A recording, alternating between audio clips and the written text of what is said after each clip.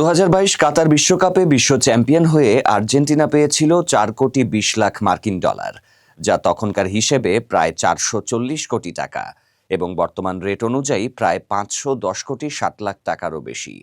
Lionel Messi, Angel Di Maria ও Emiliano মার্টিনেজের নেতৃত্বে আর্জেন্টিনা সেই বিশ্বকাপ জয়ের গৌরব অর্জন করে। তবে অর্থ পুরস্কারের দিক থেকে তাদের ছাড়িয়ে গেছে ইংলিশ ক্লাব চেলসি। সম্প্রতি শেষ হওয়া ক্লাব বিশ্বকাপের নতুন সংস্করণে চেলসি চমক দেখিয়ে ফাইনালে শক্তিশালী প্যারিস সেন্ট জার্মেইন পিএসজিকে 3-0 গোলে হারিয়ে ট্রফি জিতে নেয়। এই জয়ের মাধ্যমে তারা শুধু শিরোপাই জেতেনি, অর্জন করেছে বিশাল অঙ্কের অর্থ পুরস্কারও। ফিফা ক্লাব বিশ্বকাপের এই নতুন সংস্করণে মোট অর্থ পুরস্কার ছিল $1 বিলিয়ন, যা বাংলাদেশি মুদ্রায় প্রায় 12,000 কোটি টাকা। এই বিপুল অর্থ থেকে চ্যাম্পিয়ন চেলসি পেয়েছে মোট $11,30,00,000 টাকার অঙ্কে, যা দাঁড়ায় প্রায় 1,337 কোটি টাকায়। এই পরিমাণ আয়ের মধ্যে অংশগ্রহণ বাবদ চেলসি পেয়েছে $2,83,00,000 বাংলাদেশি টাকায় প্রায় 344 কোটি টাকা এবং পারফরমেন্স ভিত্তিক পুরস্কার হিসেবে পেয়েছে $8,46,00,000। শুধুমাত্র ফাইনাল ম্যাচে জয়লাভের জন্যই তাদের অ্যাকাউন্টে যোগ হয়েছে প্রায় $4 কোটি, যা বাংলাদেশি মুদ্রায় 486,29,00,000 টাকারও বেশি। ফাইনালে পরাজিত দল পিএসজিও কম আয় করেনি। রানার আপ হলেও ফরাসি ক্লাবটি আয় করেছে $10,58,00,000, অর্থাৎ প্রায় 1,286 কোটি টাকা, যা বিশ্বকাপ জিতে আর্জেন্টিনার অর্জিত অর্থের চেয়ে দ্বিগুণেরও বেশি। এই প্রতিযোগিতায় তৃতীয় সর্বোচ্চ আয় করেছে স্প্যানিশ ক্লাব রিয়াল মাদ্রিদ, যারা সেমিফাইনালে খেলেছে এবং পেয়েছে $8,97,00,000, প্রায় 1,091 কোটি টাকা। চতুর্থ অবস্থানে রয়েছে ব্রাজিলিয়ান ক্লাব ফ্লুমিনেন্স, যারা আয় করেছে $6,80,00,000, যা বাংলাদেশি মুদ্রায় প্রায় 827 কোটি টাকা। এই তুলনাটি স্পষ্ট করে দেয় যে আন্তর্জাতিক ফুটবলের তুলনায় ক্লাব ফুটবলে অর্থের পরিমাণ কতটা বেড়ে গেছে এবং কিভাবে একটি ক্লাব টুর্নামেন্ট থেকেই এখন বিশাল অঙ্কের আয় করতে পারে। মার্কিন প্রেসিডেন্ট ডোনাল্ড ট্রাম্প ঘোষণা দিয়েছেন যুক্তরাষ্ট্র ইউক্রেনে পেট্রিয়েট এয়ার ডিফেন্স ক্ষেপণাস্ত্র পাঠাবে, তবে এই ব্যয়ভার বহন করবে ইউরোপীয় ইউনিয়ন। একই সঙ্গে তিনি রাশিয়ার প্রেসিডেন্ট ভ্লাদিমির পুতিনের প্রতি অসন্তোষ প্রকাশ করেছেন। ট্রাম্প অভিযোগ করেন, পুতিন যা বলেন বাস্তবে তা মানেন না। তুরস্ক ভিত্তিক সংবাদ মাধ্যম টিআরটি ওয়ার্ল্ড এক প্রতিবেদনে জানায়, মেরিল্যান্ডের জয়েন্ট বেজ অ্যান্ড্রুজে সাংবাদিকদের সাথে কথা বলেন ট্রাম্প। তিনি জানান, ইউক্রেনে পাঠানো এই পেট্রিয়েট ক্ষেপণাস্ত্র ব্যবস্থার জন্য যুক্তরাষ্ট্র কোনো খরচ দিচ্ছে না। তার ভাষায়, আমরা এর জন্য কিছু দিচ্ছি না, ইউরোপীয় ইউনিয়নের খরচ দিচ্ছে। আমাদের জন্য এটি একটি ব্যবসা। তবে তিনি ঠিক কতগুলো পেট্রিয়েট সিস্টেম পাঠানো হবে তা স্পষ্ট করে বলেননি। রুশ প্রেসিডেন্ট ভ্লাদিমির পুতিন সম্পর্কে বলতে গিয়ে ট্রাম্প বলেন, পুতিন খুব সুন্দর করে কথা বলেন, কিন্তু রাত নামলেই বোমা ফেলেন, এটা মোটেই ভালো লাগে না। তিনি আরও বলেন, অনেকেই পুতিনকে ভিন্নভাবে চিনত। আমিও ভেবেছিলাম উনি কথা রাখেন, কিন্তু এখন মনে হচ্ছে উনি যা বলেন বাস্তবে তা মানেন না। এ সময় ট্রাম্প জানান, মার্ক রুটের সাথে বৈঠক করবেন। রুটে বর্তমানে 2 দিনের সফরে ওয়াশিংটন ডিসিতে অবস্থান করছেন। এই সফরে মার্কিন পররাষ্ট্রমন্ত্রী মার্কো রুবিও, প্রতিরক্ষামন্ত্রী পিট হেগসেথ এবং কংগ্রেস সদস্যদের সঙ্গেও বৈঠক করবেন বলে জানা গেছে। রাশিয়ার উপর নতুন কোনো নিষেধাজ্ঞা সোমবার ঘোষণা করা হবে কিনা এ বিষয়ে ট্রাম্প বলেন, সেটি তখনই জানা যাবে। তিনি জানান, ইউরোপ ইতোমধ্যেই রাশিয়ার উপর বিভিন্ন নিষেধাজ্ঞা আরোপ করেছে। তার মতে, আমি পুতিনের প্রতি খুব হতাশ। ওনার কথার কাজে কোনো মিল নেই। প্রসঙ্গত, গত 1 এপ্রিল মার্কিন সিনেটর লিন্ডসে গ্রাহাম ও Richard Blumenthal sanctioning Russia act of 2025 নামে একটি বিল উত্থাপন করেন। এতে প্রস্তাব করা হয়, রাশিয়া থেকে পণ্য যেমন তেল, গ্যাস ও ইউরেনিয়াম আমদানি করছে এমন দেশের পণ্যের ওপর 500% পর্যন্ত শুল্ক আরোপ করা হবে। গত বৃহস্পতিবার প্রেসিডেন্ট ট্রাম্প জানিয়েছিলেন, তিনি রাশিয়া নিয়ে সোমবার একটি গুরুত্বপূর্ণ ঘোষণা দেবেন, তবে সে বিষয়ে বিস্তারিত কিছু তখন বলেননি। ইউরোপীয় ইউনিয়ন ও মেক্সিকো থেকে আমদানি করা পণ্যের ওপর 30% শুল্ক আরোপ করেছেন যুক্তরাষ্ট্রের প্রেসিডেন্ট ডোনাল্ড ট্রাম্প। আগামী 1 আগস্ট থেকে এই শুল্ক কার্যকর হবে বলে জানিয়েছেন তিনি। মার্কিন সরকারের এক বিবৃতিতে এ তথ্য জানানো হয়েছে। ইউরোপের 27 দেশের জোট ইইউ যুক্তরাষ্ট্রের সবচেয়ে বড় বাণিজ্যিক অংশীদার। জোটের নেতারা সম্প্রতি আশা প্রকাশ করে বলেছিলেন, 1 আগস্টের আগে যুক্তরাষ্ট্রের সঙ্গে একটি বাণিজ্য চুক্তিতে পৌঁছাতে পারবেন। এরই মধ্যে ইইউর ওপর চড়া শুল্ক আরোপ করলেন ট্রাম্প। বাণিজ্যিক অংশীদারেরা পাল্টা পদক্ষেপ নিলে তাদের উপর শুল্কের হার আরও বাড়বে বলে হুঁশিয়ারি দিয়েছেন তিনি। যুক্তরাষ্ট্র 1 আগস্ট থেকে জাপান, দক্ষিণ কোরিয়া, কানাডা ও ব্রাজিলের ওপরও নতুন শুল্ক আরোপ করবে বলে গত কয়েকদিনে জানিয়েছেন ট্রাম্প। এছাড়া যুক্তরাষ্ট্রের ছোট ছোট বাণিজ্য অংশীদার আরও বেশ কয়েকটি দেশকে নতুন শুল্ক হার উল্লেখ করে চিঠি দিয়েছে তার প্রশাসন। এই দেশগুলোর মধ্যে বাংলাদেশও রয়েছে।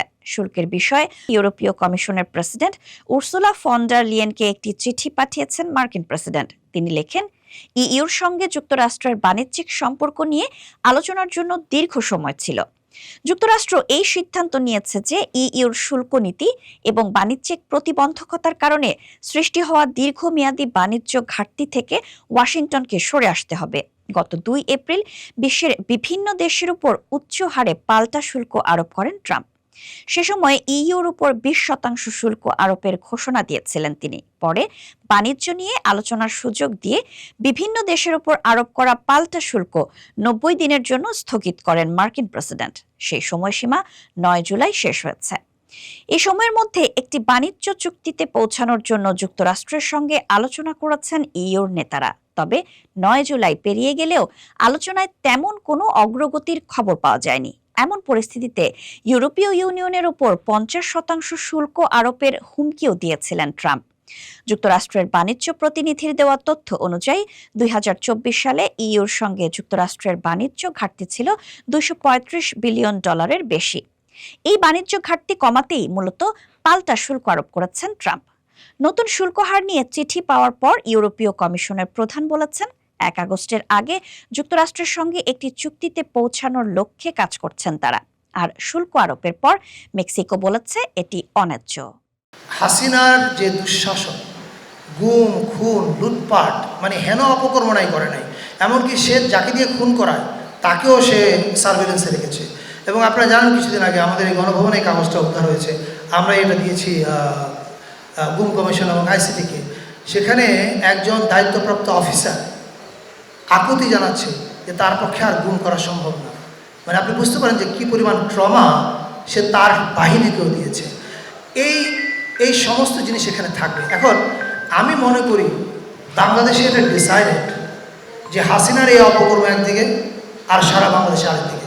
এখন রাজনৈতিক কারণে বিভিন্ন রাজনৈতিক স্টেক হোল্ডার্স, সোশ্যাল স্টেক হোল্ডার্সদের মধ্যে মতবিরোধ থাকবে, যেটা যে কোনো ডেমোক্রেটিক সোসাইটির সৌন্দর্য। তর্ক বিতর্ক থাকবে, এটাও সৌন্দর্য।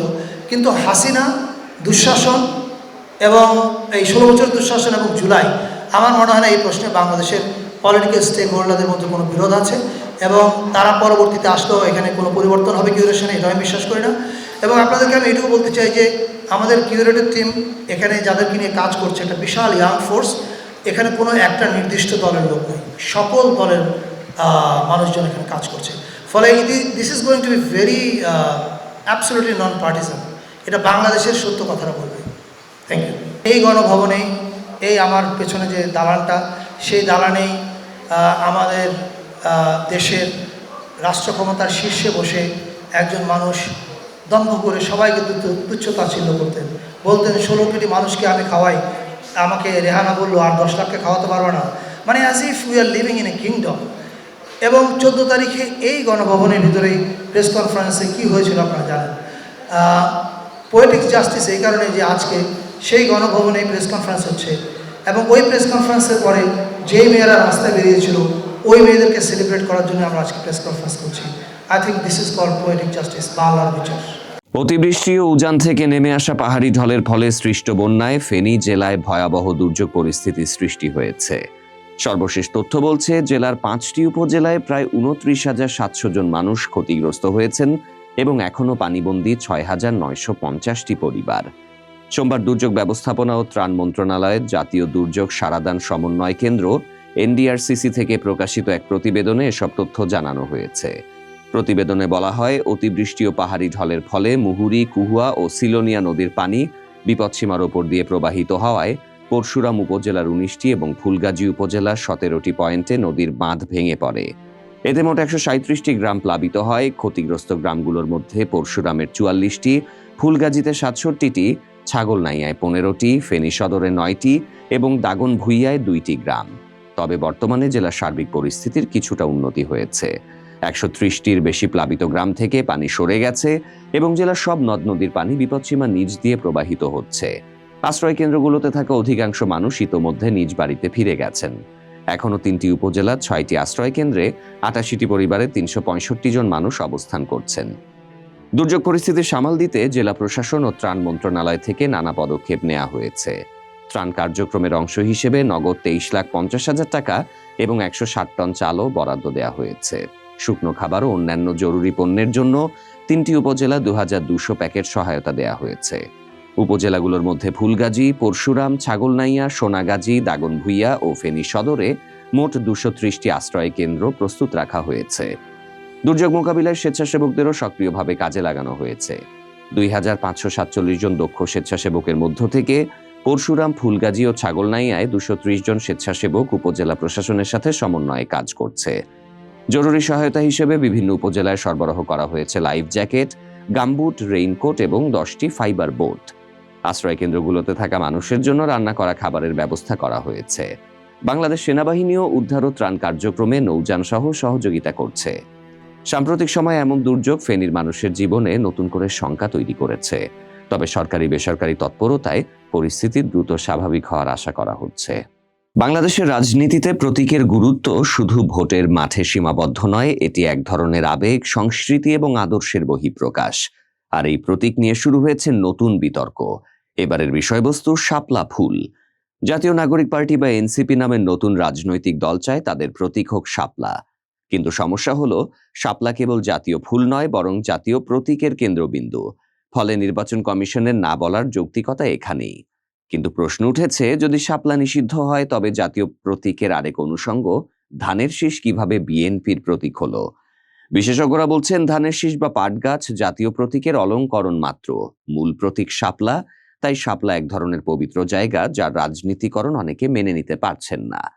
বাংলাদেশের বড় 3 দলের প্রতীকগুলোই গ্রামীণ আবেগ ও কৃষি নির্ভর সমাজের প্রতিফলন। নৌকা, ধানের শীষ, লাঙল। এনসিপি বলছে শাপলা শুধু ফুল নয়, এটি নদীমাতৃক বাংলাদেশের প্রতিচ্ছবি, গণ আন্দোলনেরও প্রতীক। তারা দাবি করছে, প্রতীকটা যদি মানুষের হৃদয়ে জায়গা করে নিতে পারে তাহলেই সেটা কার্যকর। কিন্তু প্রশ্ন হচ্ছে, প্রতীক কি আসলেই ভোট আনতে পারে?